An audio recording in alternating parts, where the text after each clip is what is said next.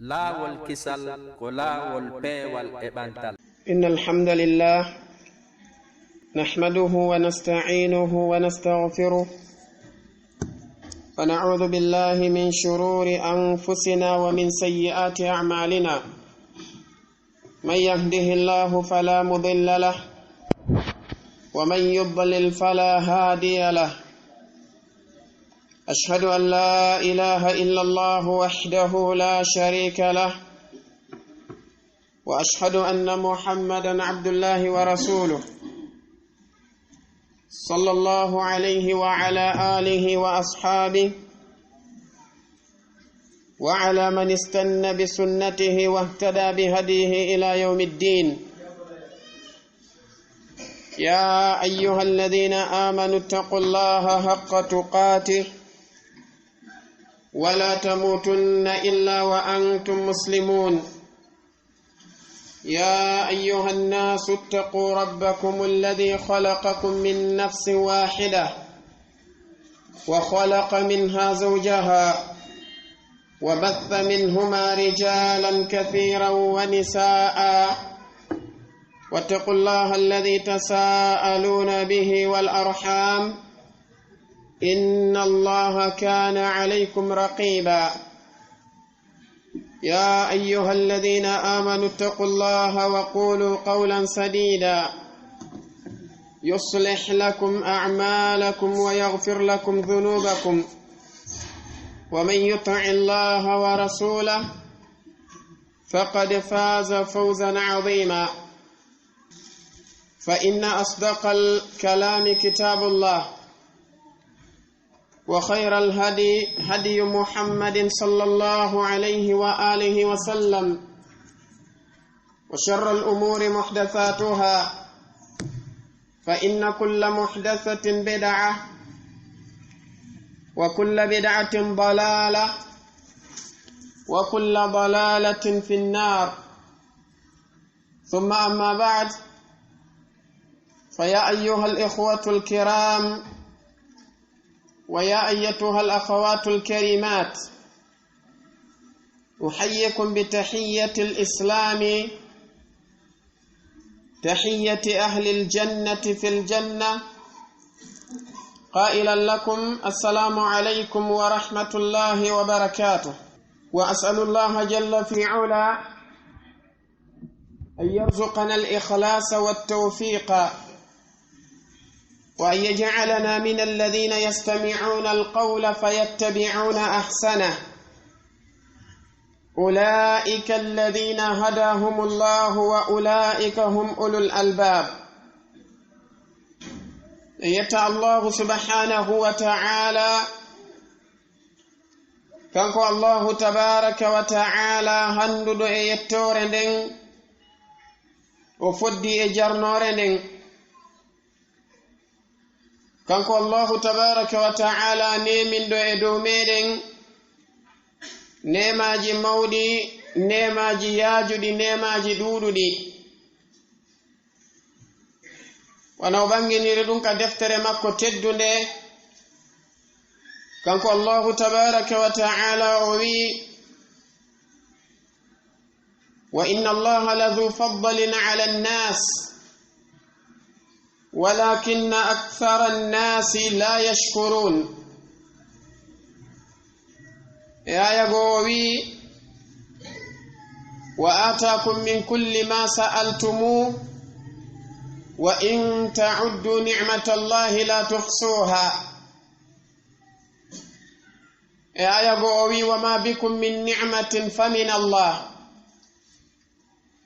يا يقوي ما أصابك من حسنة فمن الله.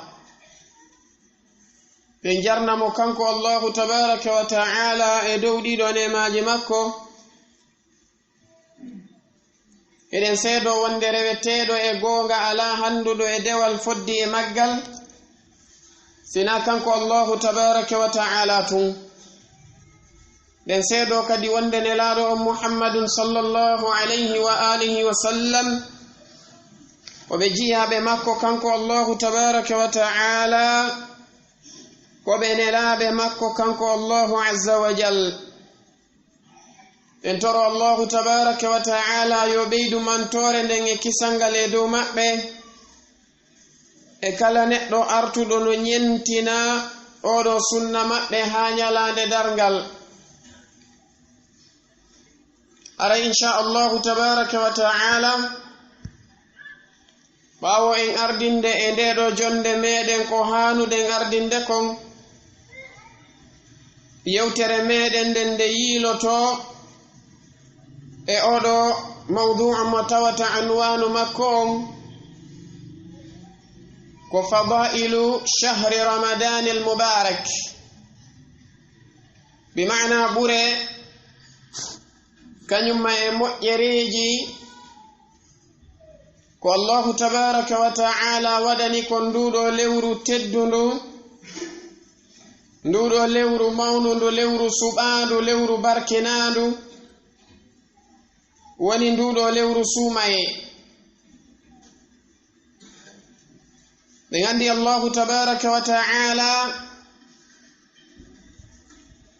o tagi ɗiɗo piiji ɗi o tagi o fonnali ɗiɗi dendangal majji, bal o ɓurni yoga e majji e dow yoga, o suɓi yoga e majji e dow yoga. ano wiri en noon ka qur'anare makko teddunde wa rabbuka yakhluqu ma yasha'u wa yakhtar. o wi jomi maɗa tabaraka wa ta'ala himo taga kala ko o yiɗi e tagude, kala ko o muuyi tagugol. kanko Allahu tabaraka wa ta'ala o suɓo e nder konko o tagi ɗon o ɓurna goɗɗum e dow goɗɗum. oɗo karmokojo tedduɗo imam ibnu qayyim al-jawziya alayhi rahmatullah taɓe waɗa ta'liqa e oɗo aya tedduɗo ka deftere maɓɓe wiyetende zadul ma'ad fi hadi khairil ibad. ɓe maki sen daari en taway Allahu tabaraka wa ta'ala e nder tagoreji makko ɗin o tagu o ɓurni piiji goo e dow piiji.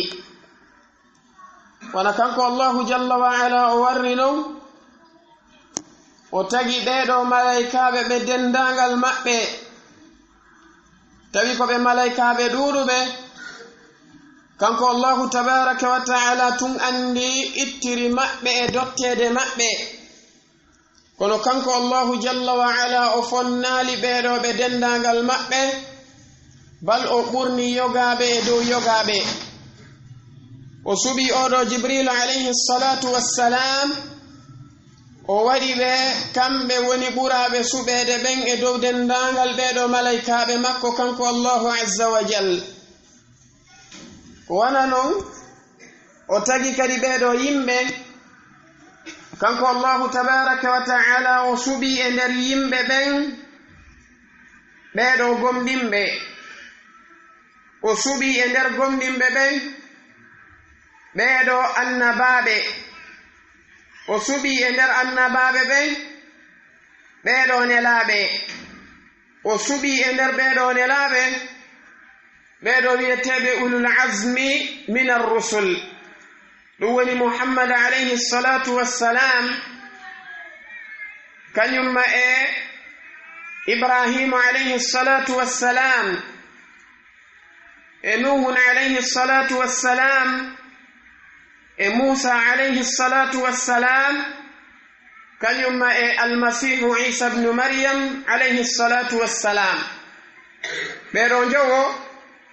Allahu tabaraka wa ta'ala ɓurni ɓe e dow dendangal nelaɓe ɓen. e nder ɓeɗo kadi o suɓi Muhammad alayhi afdalu salati wassalami, kanko Allahu tabaraka wa ta'ala o ɓurni ɓe e dow luttuɓe ɓen. ko wana non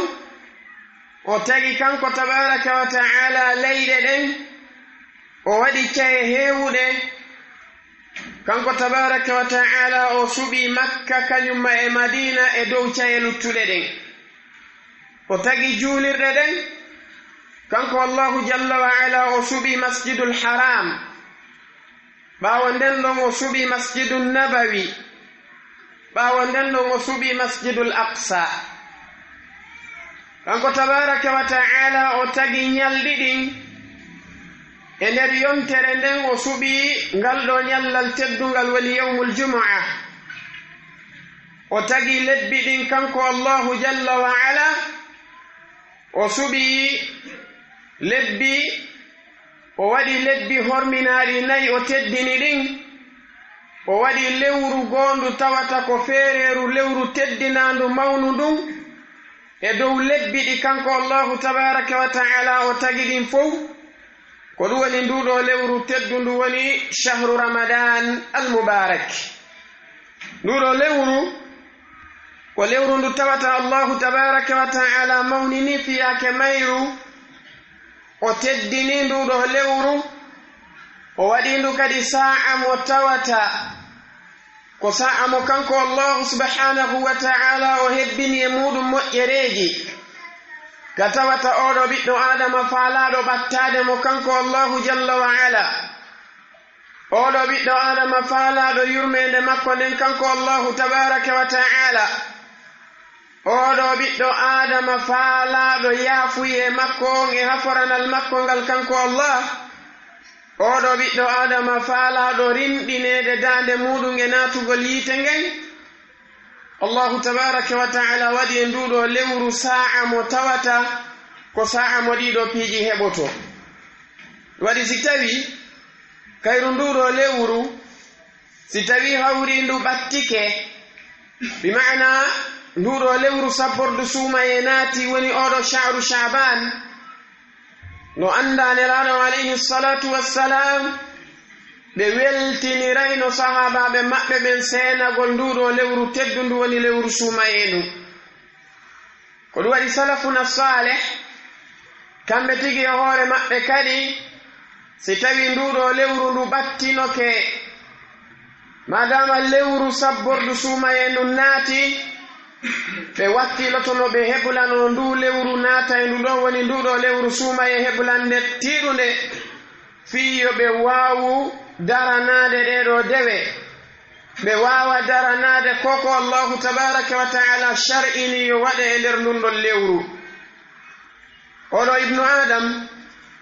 himo hani kanko neɗɗanke on si tawi hawri ko nawnare woni ko o sowi e makko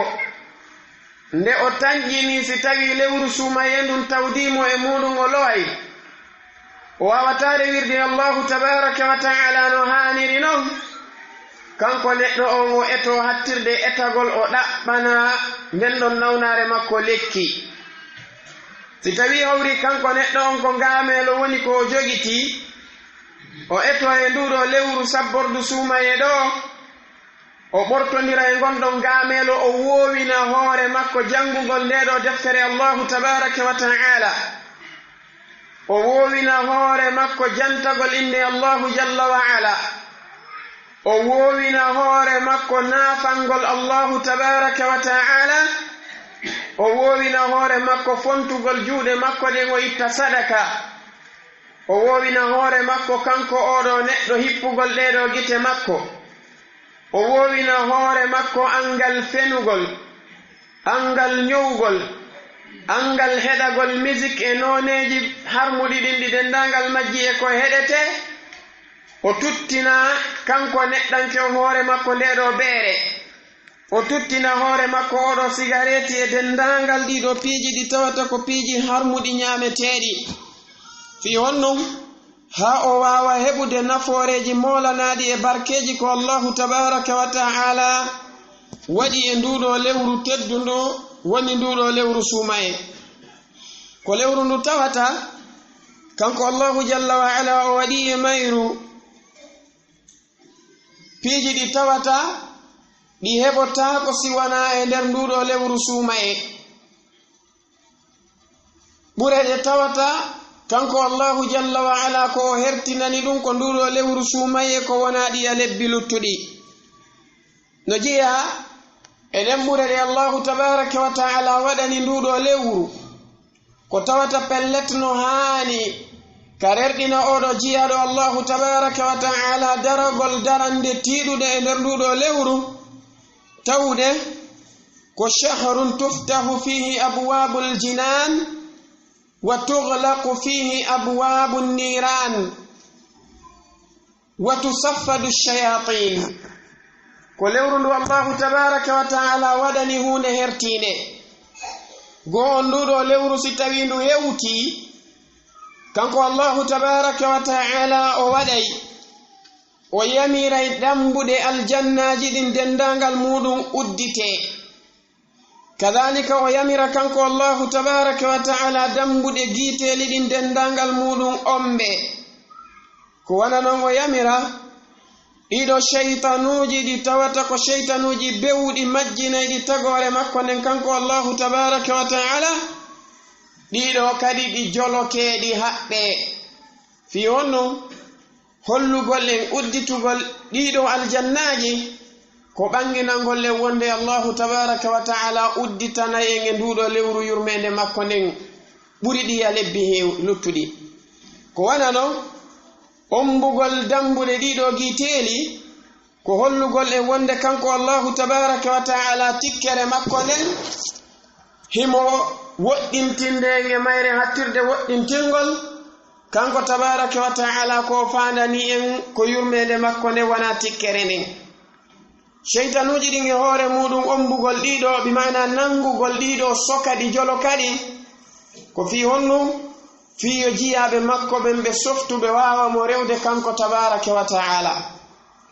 koɗo waɗi no ari hadis Anas ibn Malik hadise mo imamu Nasa'i ɓe filli ka sunan maɓɓe Sheikh al-Albani ɓe sellinimo ka sahihu sunani an-Nasa'i e ka sahihu al-Jami' nelaɗo on sallallahu alayhi wa alihi wa sallam ɓe maki hada shahru ramadan جاءكم تفتح فيه أبواب الجنة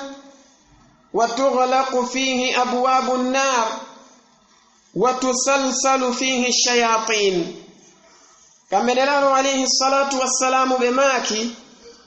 تاويدون نوكو ويلتي نرغل بيدو صحابابه سينغل دورو لورو تدون فيه بويلتو بهبلو عرب سناكي بماكي وند أريون e hino lewru sumayendu ndu ari o ɓe manki ko lewru ndu tawata dambuɗe aljannaji ɗin udditete e mayru dambuɗe giiteeli ɗin ombete e mayru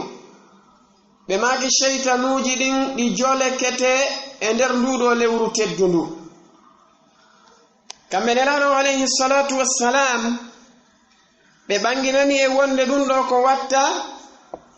ko e oɗo jemma arano e jemmaji nduɗo lewru teddundu mana muɗum si tawi hawri weetay woni ñallal aranangal e ɗiɗo ñalormaji nduɗo lewru sumaye koye on ɗon jemma kanko Allahu tabaraka wa ta'ala o watta ɗiɗo piiji kamɓe nelaɗo alayhi salatu wassalamu ɓe ɓangini ɗum e hadisi Abi Hurairata radiyallahu anhu hadis mo Imam Ahmad ibn Hanbal ɓe filli ka musnad maɓɓe إمام البيهقي كدي بفلي موك شعب الإيمان شيخ الألباني بسلني موك صحيح الترغيب والترهيب نلال عليه الصلاة والسلام بماك إذا كان أول ليلة من شهر رمضان صفدت الشياطين ومردت الجن وغلقت أبواب النار فلم يفتح منها باب وفتحت أبواب الجنة فلم يغلق منها باب وينادي مناد كل ليلة يا باغي الخير أقبل ويا باغي الشر أقصر ولله عتقاء من النار وذلك كل ليلة بما كم من الله صلى الله عليه وآله وسلم wonde si ari laataade jemma arano on e nduɗo lewru suumaye ɗum woni ñande weetay ñalorma arano on ɓe maaki wonde shaytanuji ɗin e ɗiɗo jinnaji bewɗi ɗiɗo majjinayɗi jiyaɓe Allahu ɓen amina ɓe e rewgol mo kanko Allahu azza wa jal ɗiɗo ɗi dendangal majji ɗi jolokete ɓe maaki wona noon dambuɗe giiteeli ɗin kadi omɓe dambugal hay e gootal e dambuɗe ɗin jeɗɗi laha sab'atu abwabin hay dambugal gootal accataake no udditi ɓe maki dambude aljannaji ɗin kadi dendangal majji ɗi uddite damal hay gotal accatake no ombi ɓe maki on sati ewnotoɗo oɗo ewnotoɗo jemma kala jemma o ewnoto ɗum e nder jemmaji sumayeɗin o maka ya baghiya alkhayri aqbil ko ayyo neɗɗo ɗaɓɓowo moƴƴere fewtu ko ayyo faalaɗo ɓattagol allahu tabaraka wa ta'ala ko ayyo neɗɗo faalaɗo yurmede allahu jalla wa ala ko ayyo neɗɗo wonɗo ɗaɓɓude aljanna allahu tabaraka wa ta'ala on ko ayyo neɗɗo wonɗo ɗaɓɓude daɗugol ɗeɗo lette allahu subhanahu wa ta'ala aqbil fewtu e hino sa'a ka ɗum ɗon heɓoto ɗum o maka wa ya baghiya sharri ko ayyo neɗɗo kadi wonɗo ɗaɓɓude bone neɗɗo mo tawata ko ɗaɓɓowo yarugol beere ɗaɓɓowo waɗugol zina ɗaɓɓowo ñamugol riba ɗaɓɓowo shirkangol allahu tabaraka wa ta'ala ɗaɓɓowo yeddugol mo kanko allahu tabaraka wa ta'ala e lundagol nelaɗo makko sallallahu alayhi wa sallam o maka aqsir an raɓɓindino ɗuytu ɗum oɗo sa'a ko sa'a mo allahu tabaraka wa ta'ala o hanaka yeddede e muɗum no anda sa'aji ɗin fo o hanaka yeddede kono tentini non kadi e nder nduɗo lewru teddundu ɓe maki walillahi utaqa'un min annari wa dhalika kulla layla e nder jemmaji sumayeɗin ɗi dendangal majji jemma kala jemma allahu tabaraka wa ta'ala ndara e nder jiyaɓe makko ɓen wakkiliɓe dari kanko tabaraka wa ta'ala ka o yiɗi yoɓe daro ɗon ɓe wakkiliɓe golli kanko allahu tabaraka wa ta'ala ko weltintamo kon o rinɗina ɓeɗo e natugol e ɗiɗo giiteli makko tawa ɓen ɗon hande kadi ɓe wayiwa yimɓe ɓe andanda hoore ma ko siñanaɓe tampana wonde ko ɓe yimɓe ɓe tawata lette allahu ɗen ɓe memataɓe abadan ko ɓe yimɓe aljanna ɗum waɗi si tawi no hani ka watte yili moƴƴa heɓulanoɗen hattirde heɓulagol e nduɗo lewru hara en jeyaka e ɓeɗo yimɓe sunotoɓe argol e nduɗo lewru waɗi yimɓe buyno woodi gila ka sabbordu suumaye naati ɗon hande kadi ko ɓe yimɓe maapiɓe ko ñande wo ñande hiɓe lima nduɗo lewru tawa ko andeji kañumma e maapuji kamɓe hiɓe faami nduɗo lewru ko lewru sonja nduɗo lewru ko lewru ɓillare nduɗo lewru ko lewru ndu tata ko faaɗinanayi ndu oɗo jiyaɗo gurdam makko ɗan weltindiren hakkundaji meɗen argol nduɗo lewru hara e wonali yimɓe sunotoɓe wonayɓe sabu ha jama o suno elaɗo alayhi salatu wassalam kamɓe ɓe weltinayno sahabaɓe maɓɓe ɓen ewtugol nduɗo lewru teddundu oɗo waɗi si hari e hadise mo tawata ko ittaɗo abu hurairata radiyallahu anhu mo imamu nasa'i ɓe filli ka sunan maɓɓe cheikhul albani ɓe sellinimo ka sahihu sunani nasa'i e ka sahihu ljami abu hurayra ɓe maki nelaɗo on sallallahu alayhi wa sallama ɓe makannoɓe ataakum shahru ramadan shahrun mubarakun farada allahu alaykum siyamahu tuftahu fihi abwabu aljanna wa tughlaqu fihi abwabu aljahim wa tughallu fihi maradatu ash-shayatin wa fihi laylatun khayrun min alfi shahrin man hurima khayruha faqad hurim kamɓe nelaɗo alayhi salatu wassalamu ɓe maaki ataakum shahru ramadan ande dey ari on senike ha ka moɗon nduɗo lewru teddundu woni lewru suumaye ɓe maaki ndun non ko shahrun mubarak ko lewru ndu tawata ko hebbinandu moƴƴereji lewru ndu tawata hindu hebbina tef ko wiyete barkeji ɓe maaki farada allahu alaykum siyama allahu jalla wa ala farli e hoore moɗon onon ndeɗo mofti an horugol nduɗo lewru suumaye ɓe maaki tuftahu fihi abwabu aljanna dambuɗe aljannaji ɗin udditete e mayru wa tughlaqu fihi abwabu aljahim dambuɗe giiteli ɗin ombete e mayru wa tughallu fihi maradatu ash-shayatin bema kidido shaytanuji bewdi dido ko di joloketeedi ko di habbeteedi e nder ndudo lewru wa fihi laylatun khayrun min alf shahrin bema ki Allah tabaaraka wa ta'ala no wadi e mayru jamma on don jamma si tawi hawri jiyaado dari ke rewi Allah tabaaraka wa ta'ala e nder on jamma moƴƴere makko nden no ɓuri moƴƴere neɗɗo rewɗo Allahu e nder lebbi wulure tawa e nder ɗin ɗon lebbi laylatul qadri ara e majji ndo ko hunde hollayde e wonde nduɗo lewru no barkina ɗum ɓe maaki kamɓe nelaɗo alayhi salatu wassalam wonde kala manin neɗɗo ɗawaɗo moƴƴere on ɗon jemma woni laylatul qadr haray ko pellet kanko neɗɗo o ɗawama ko mawni o ɗawama moƴƴere molanade oɗo an ibnu adam no hananma ya wakkilo hattirde wakkilagol wona neɗɗo mo tawata ko heɓilantoɗo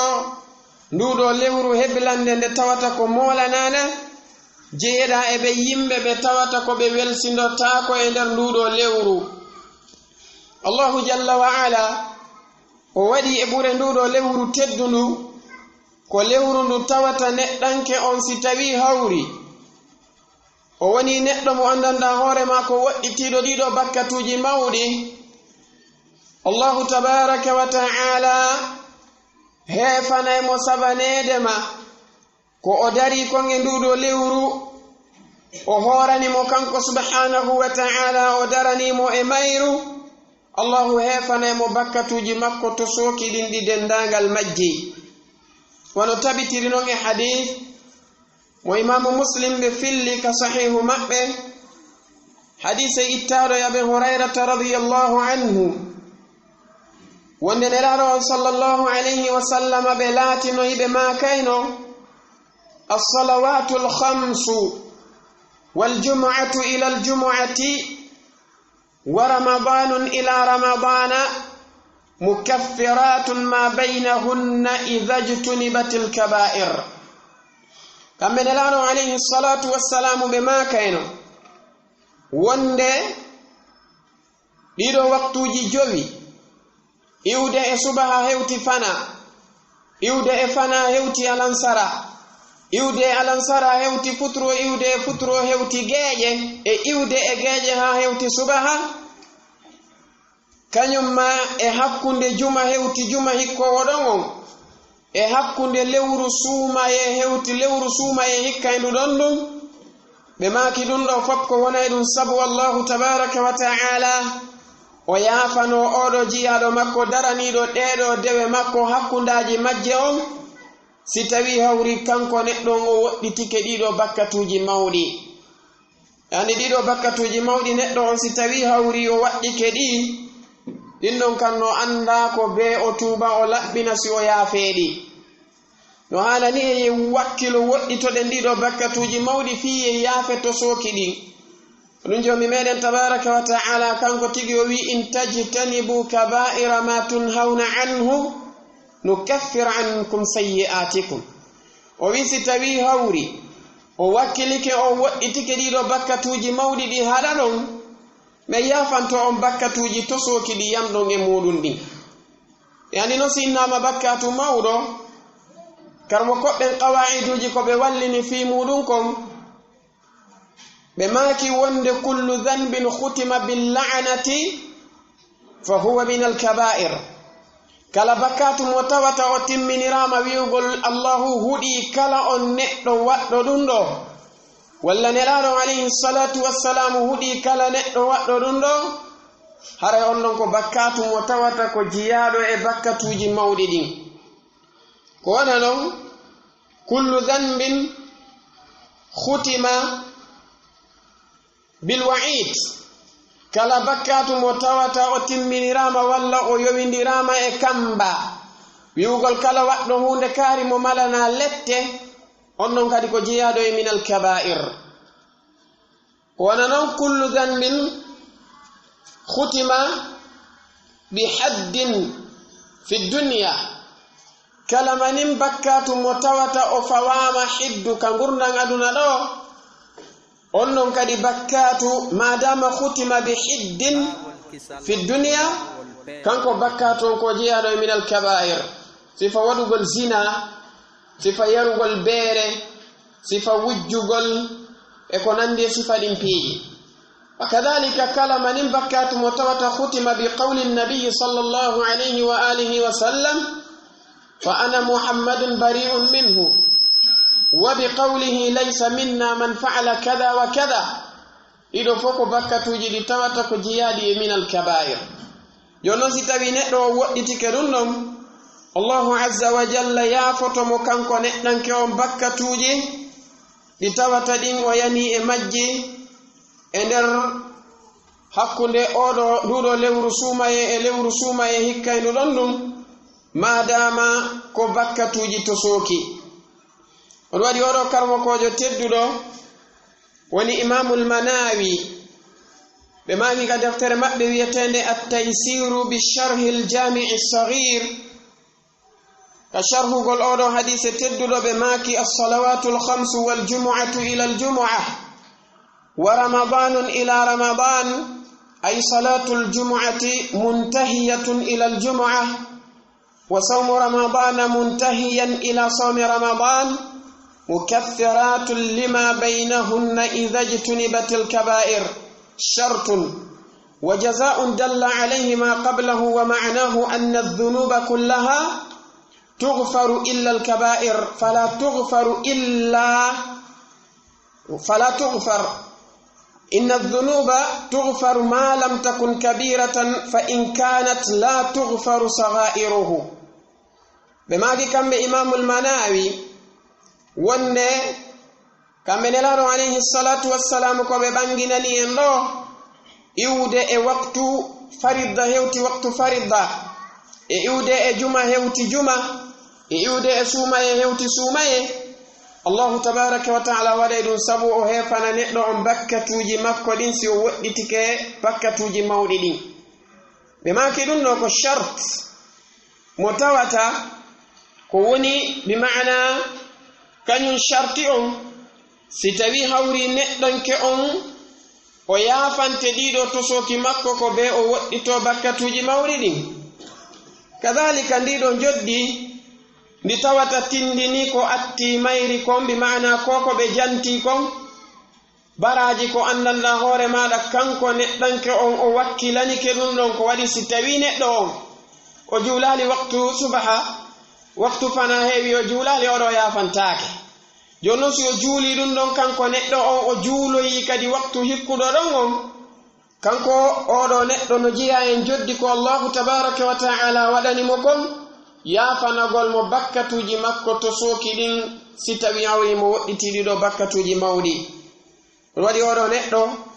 mo hani etade o wakkilo hattirde etagol e nduɗo lewru no ari hadith oɗo hadith Ammar ibn Yasir nelaɗo on sallallahu alayhi wa alihi wa sallam wonde ñande gore ɓe jawno ka mimbar maɓɓe tawi kamɓe nelaɗo alayhi salatu wassalamu tuma kala nde ɓe ƴawi daraja goto ɓe makay amin tuma kala nde ɓe ƴawi daraja goto ɓe makay amin on sati kamɓe nelaɗo on sallallahu alayhi wa alihi wa sallam ɓe maki yeeso ɗum man adraka walidayhi aw ahadahuma falam yughfar lahu fa ab'adahu Allah qalu amin ومن أدرك رمضان فلم يغفر له فأبعده الله قالوا آمين ومن ذكرت عنده فلم يصلي علي فأبعده الله قالوا آمين بما كان بعمار بن ياسر وندلنا صلى الله عليه وآله وسلم فعند بجوينو كهور منبر بما كنوا آمينا جتتي ونو أردنون كحديث أنس بن مالك كدي وكم من لانو عليه الصلاة والسلام باب ماكي ديدو آمينا جتتي يسو دم بماكي تبدين آمينا جتتي دون كفيهن دم بماكا نوري ko jibril wonno du'ade e hoore yimbe nelaado alayhi salatu wassalamu be amina baabe gayni dum don hagasi e riwayaji go wonde sahabaɓe landiɓe ko honɗumɓe wonno makande amin e riwayaji go wonde kamɓe tigi ɓe filliti konguɗi ɗin kamɓe nelaɗo alayhi salatu wassalam ɓe maki man adraka walidayhi aw ahdahuma falam yughfar lahu fa abadahu llah ɓe maki kala neɗɗo hewtitiɗo mawɓe makko ɓen o wuuridi e maɓɓe kamɓe ɓe ɗiɗo walla goto e maɓɓe o ɗoftaki ɓeɗo o moƴƴi e maɓɓe ha allahu o yaafimo ɓe maki mi torike allahu yo allahu woɗɗin wonɗo neɗɗo yurmede makko nden sahabaɓɓen ɓe maki amin tawi ko oɗo du'a jibrilu atti du'ade nelaɗo on maki amin nelaɗo on kadi du'imo ha gasi sahabaɓɓen ɓe maki amin ɓe hikkiti ɗon ɓe maki wonde waman adraka ramadana falam yughfar lah fa abadahu llah ɓe maki kala neɗɗo kadi mo allahu wurni ha suumaye tawi mo ono wuri no selli kenhimo e haqqille makko o gollaali o ɗofti joomi makko ha o yaafana e ndun lewru ɗon mi torki allahu yo allahu woɗɗinmo yurmede makko nden on saati sahabaɓɓen ɓe maki amin tawi ko ɗum jibrilu makuno nelaɗon alayhi salatu wassalam ɓe maki amin ɓe maki wa man dhukirtu indahu falam yusalli alayya fa abadahu llah ɓe maki kala on mo tawata mi jantama yeeso makko bi maana inde ande wowlama yeeso makko kanko neɗɗanke on o salike juulugol e hoore am ɓe maki oɗo kadi yo allahu o woɗɗinmo yurmede makko nden sahabaɓe maki amin nono holla en wonde yen wattu yili moƴƴa e fiyake nduɗo lewru si tawi ndu ari hawken ko wiyete ko ngaameno anden ko lewru ndu tawata ko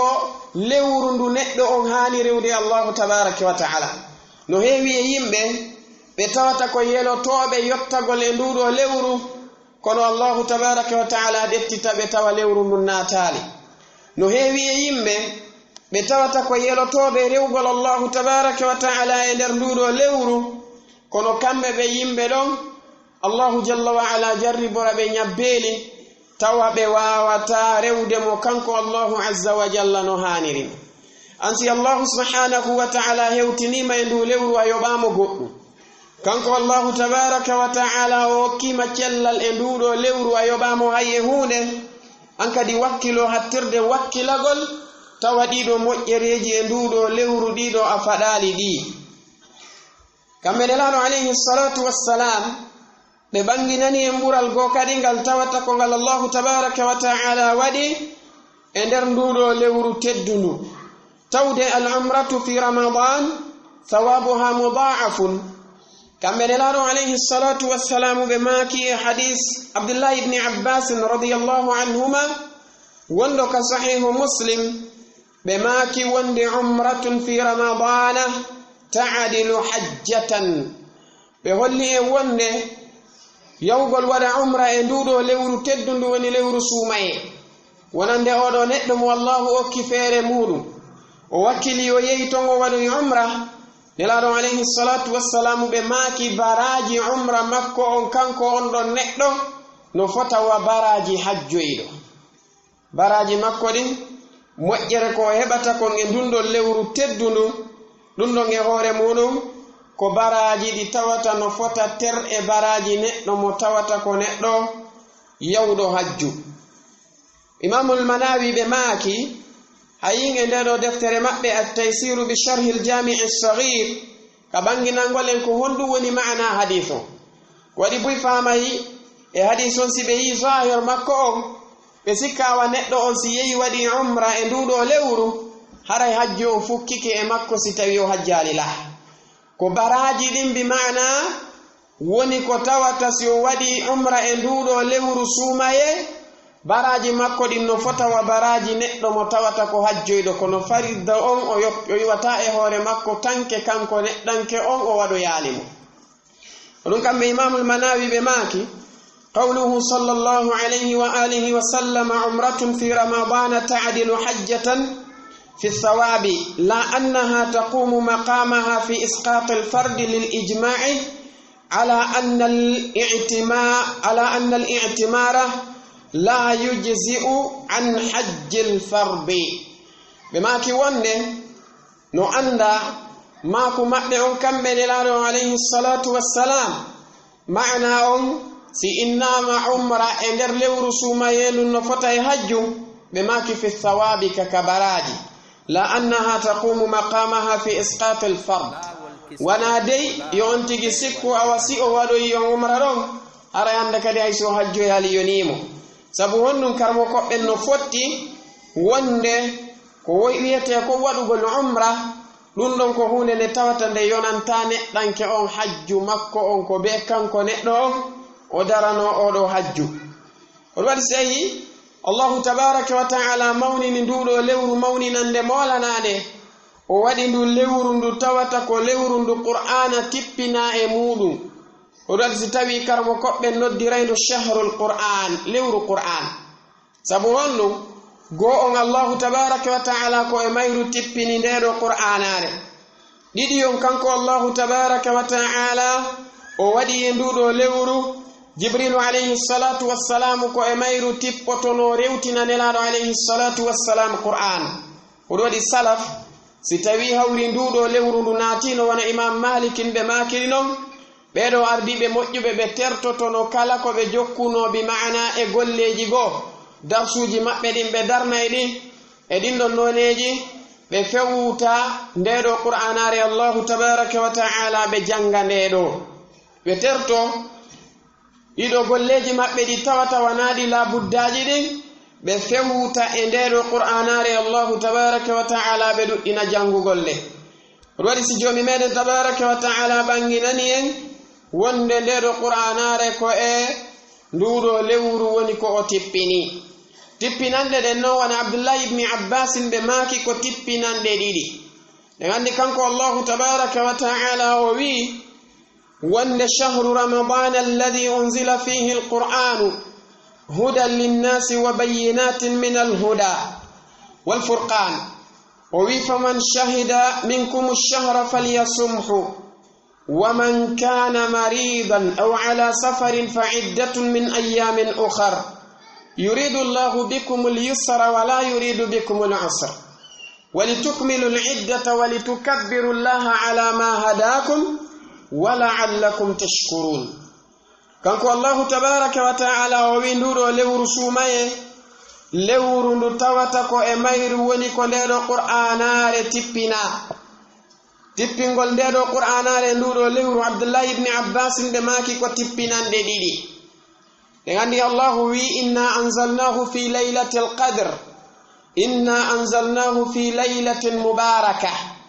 بما كتبنا أن أرنرن كتبنا القرآن أرنن جملة واحدة من اللوح المحفوظ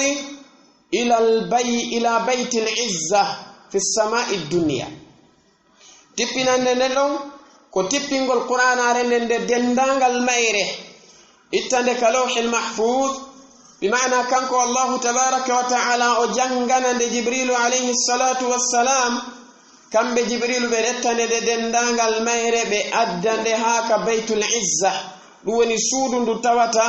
ko fewtondirde suudu kaaba ndu kono ndun don ko wondu ka asama aran andi asama uji din fo maji asama kala asama no mari sifa ko nandi tata e suudu kaaba ndu. jonon wana ka asama arano suudu wondu ɗon nun ko baytul izza ndu wiyete kamɓe ibne abbas ɓe maaki tippinande nden ñande laylatul qadri on ko on ɗon noone woni ko faanda fi mum. amma tippinande ɗimmere nden ko ɗum woni ko jibrilu alayhi salatu wassalamu tawno konnelaɗo alayhi salatu wassalam ka waru hira e fammere nden ɓe jangani ɓe ɗeɗo ayeje arane ka suratul alaqi ɗum woni tippinande ɗimmere nden ɗum ɗon kadi ko laati ko e nder nduɗo lewru suumaye. rati jomi me wi wonde ko nduɗo lewru suumaye lewru ndu tawata unzila fihi alquran ko qur'anare nden tippina ko e nder mayru kanko tabaraka wa ta'ala o waɗi ɗum ɗo ɓural molanagal ko waɗi suɓagol makko nduɗo lewru o waɗa e mayru tippingol ndeɗo qur'anare ko ɓural molanagal ko hollugol wonde lewru ndun no mawni ka makko hendu teddi ka makko no jeeya e khasa'isuji e ɓure ko allahu waɗani nduɗo lewru waɗugol e mayru oɗo jemma mo jantiɗen fi muɗum nane woni oɗo jemma wi'eteɗo laylatul qadr jemma eɓɓore. Allahu tabaraka wa ta'ala o waɗi oɗo jemma wano o wiri non wonde laylatul qadri khayrun min alfi shahrin. E nder oɗo jemma jomi meɗen jalla wa ala waɗi e makko piiji mawɗi. Goo on si a rewimo kanko Allahu e nder oɗo jemma dewal maɗa ngal jaɓama ko dewal ngal tawata neɗɗo si darike waɗugol sifa maggal e nder lebbi wulure tawa jemma laylatul qadri ara e ɗin ɗon lebbi ko an oɗo neɗɗo hiɗa mari baraji ɓuri mo. Baraji maɗa ɗin ko baraji ɗi tawata ɗi eɓɓodirta e baraji ko heɓata kon e ɗum. E ani ɗum ɗo wono karmo koɓɓen ɓe jantori noon wona imam ibni kathir ɓe jantori noon ka tafsir maɓɓe kañumma imamul qurtubi e ko wona ɓeɗo e karmo koɓe tafsir tawude sabu ɗum ɗo ko heɓinoke e neɗɗo mo tawata ko jeyanoɗo e bani israil rewɗo Allahu tabaraka wa ta'ala e nder lebbi ɗi tawata ko heewuɗi bal duuɓi ɗi tawata ko duuɓi heewuɗi capanɗe tawi oɗo ko neɗɗo mo andanɗa hoore ma si weeti bimbi himo fali kaafa makko kan himo yaltude jihaadi fi sabilillah golle makko ɗen laylan wa naharan ko rewgol joomi makko tabaraka wa ta'ala. Oɗo ba fiyake makko jantama ha gasi nelaɗo on sallallahu alayhi wa alihi wa sallam ɓe tawi fiyake oɗo on ko neɗɗo mo tata o gollani Allahu moƴƴa o rewi Allahu ko mawni ɓa ɗum ɗo wonani ɓe ngalaw molanaɗo Allahu tabaraka wa ta'ala waɗani enen ɗeɗo mofte ɗe tawata ko khayru ummatin ukhrijat linnas mofte ɓurɗe moƴƴude e moftali yaltinanaɗi yimɓe ɓen o waɗani en heɓu baraji e nder jemma goto pet ɓuri ko oɗo yangi kon e nder ɗin duuɓi ɗon fof eɗan gurdam makko ɗo ndo ko giggol molanagol e yurmede mawde. Kono oɗo jemma e wawde ni yimɓe goo koyo ar jooɗo ɓe ɗaano yimɓe goo koyo ar waalo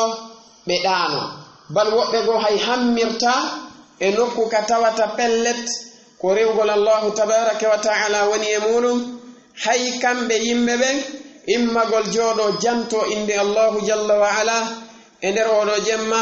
ko hunde nde tawata ɓe watta ɗum. Haray ande wonde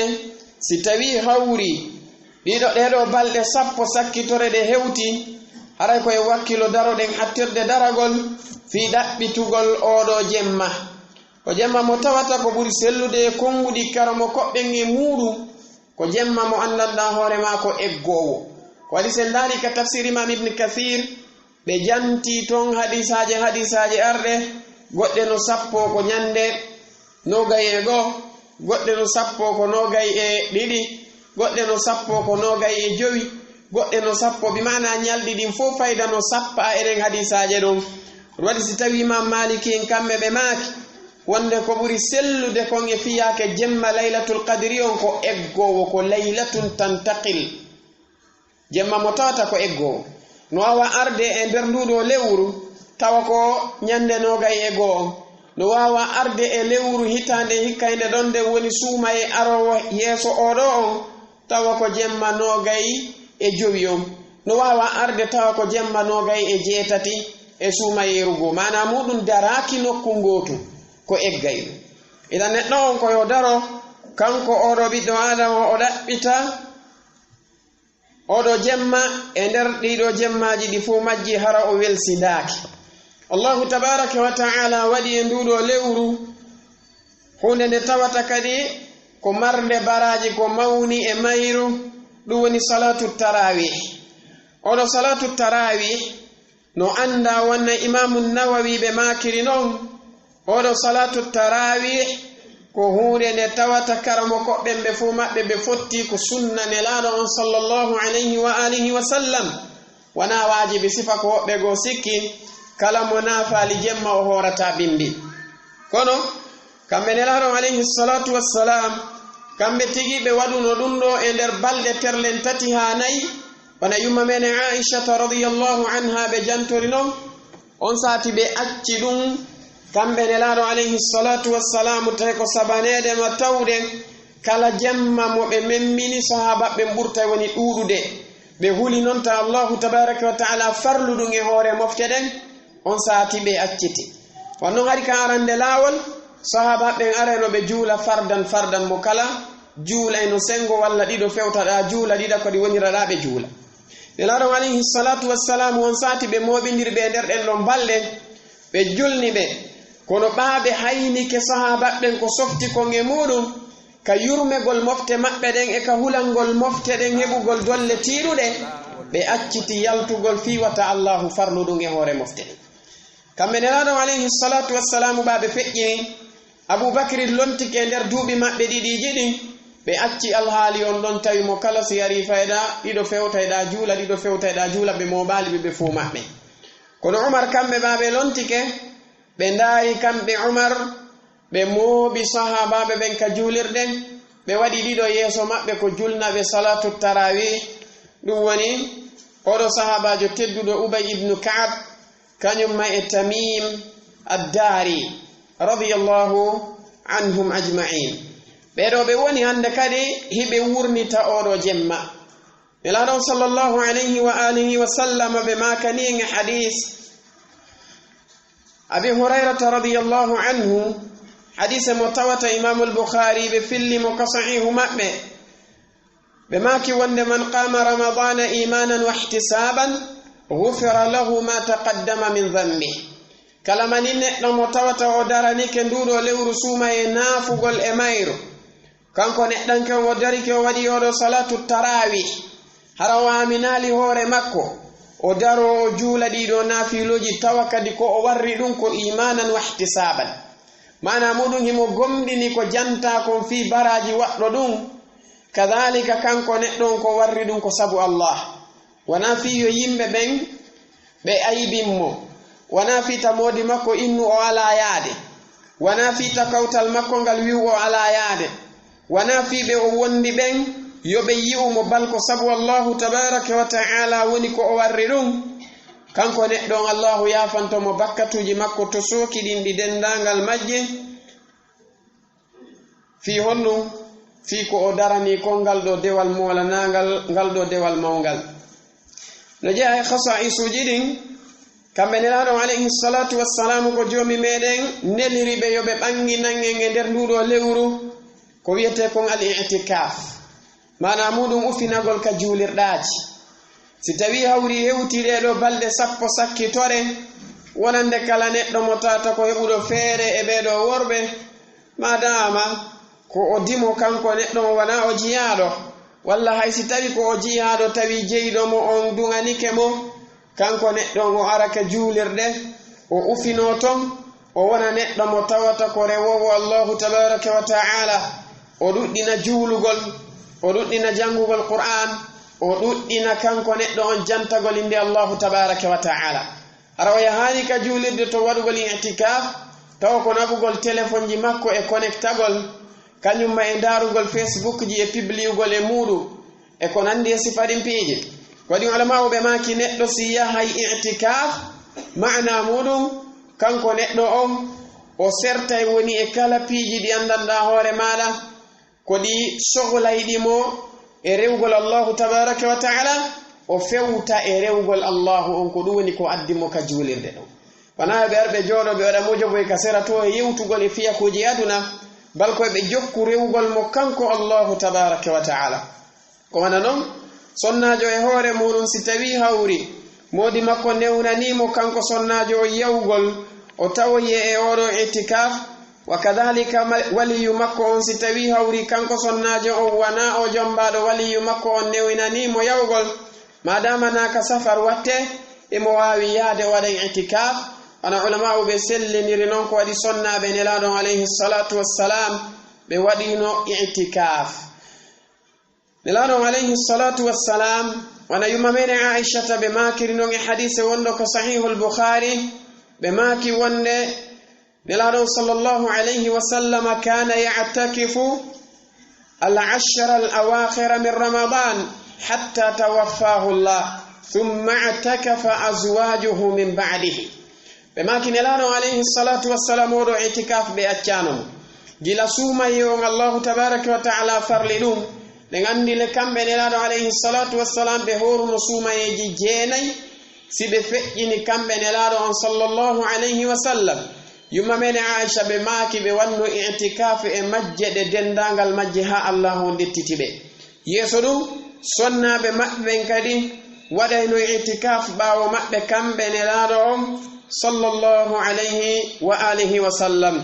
ɗum imamu sana'ani ɓe maaki ka subulu salam wonde fihi dalilun ala anna al-i'tikafa sunna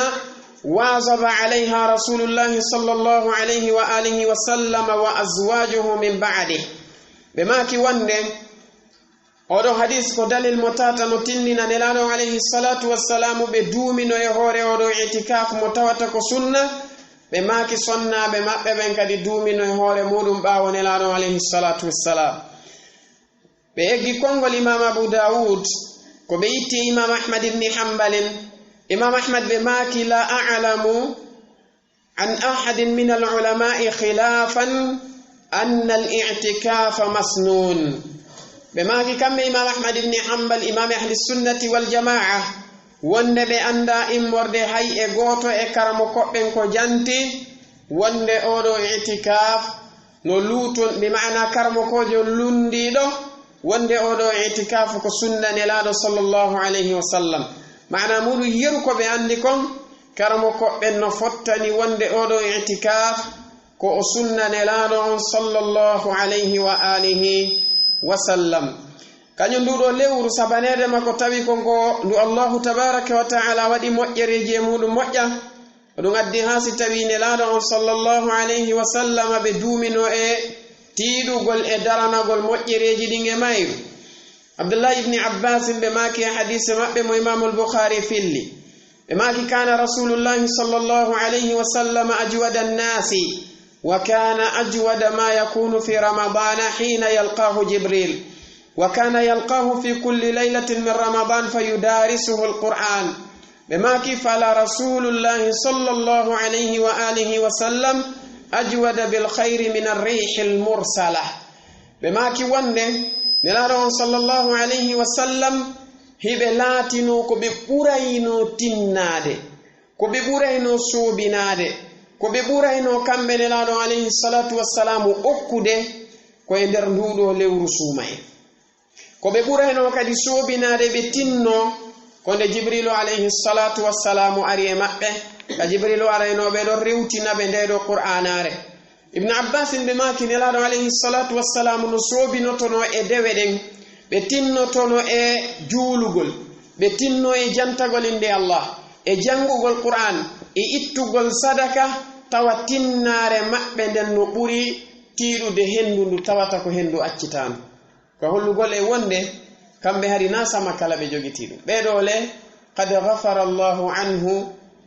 ma taqaddama min dhanbihi wa ma ta'akhkhar. bakkatuji maɓɓe fof ko yaafaɗum kono kamɓe ɓe soobinorike ni ɓe wakkilike e sifa nde ɗo tinnare ko hollugol e wonde ko hunde nde tata ko hunde mawde nde hanude wattude yili e muɗum. ɗo haray fayda ko ettiɗen jantagol fi fadailuji e ɓure ko yowodiri e fiyake nduɗo lewru suumaye wo e wawata gaynude ɗum ɗon e oɗo jemma o madama jonde meɗen nden ka fuɗɗagol mayre en nettino haray meɗen yaafini e jama on ko tawi konɓe nettike e laawol ngol. eɗen toro allahu subhanahu wa ta'ala yo allahu on o yottin en e nder nduɗo lewru suumaye o waɗa moƴƴereji ɗi kanko allahu o waɗi e lewru ndun geɓe meɗen. haray koko jantiɗen ɗo ko seeɗa e ɓure nduɗo lewru suumaye si tawi e yiltiki ka defti e yiyay ko ɓuri e mawnude e ko janta kon e fiyake moƴƴereji ko allahu tabaraka wa ta'ala waɗani nduɗo lewru suumaye. hada wa billahi tawfiq wa sallallahu wa sallama wa baraka ala nabiyyina muhammad wa ala alihi wa ashabihi wa ala man ittaba'a sunnatahu ila yawmiddin. assalamu alaikum wa rahmatullahi wa barakatuh. laawol kisal ko laawol peewal e ɓantal.